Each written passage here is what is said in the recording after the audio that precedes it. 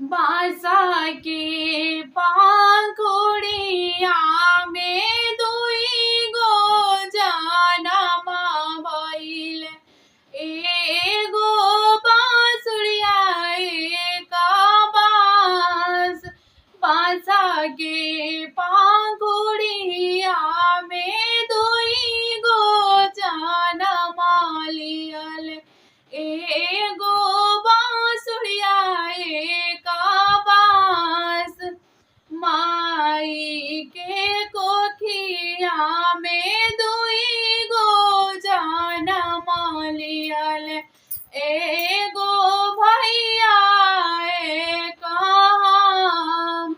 एक भैया एक हम। भैया के लिखल रे मालिया में हमारो लिखल दूरा देश।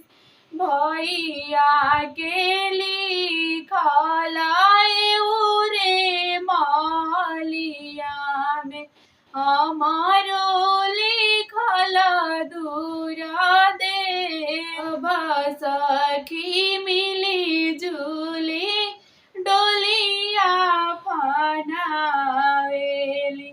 मामी दुवरिया लागल रोवे। सब सखी मिली जुली डोलिया फनावेली। मामी दुवरिया लागल रोवे। हाथ के गमछिया लियले पापा समझावेल। चुप रहा धनिया हमार। बेटिया के बदले पतोया घर में लइबो।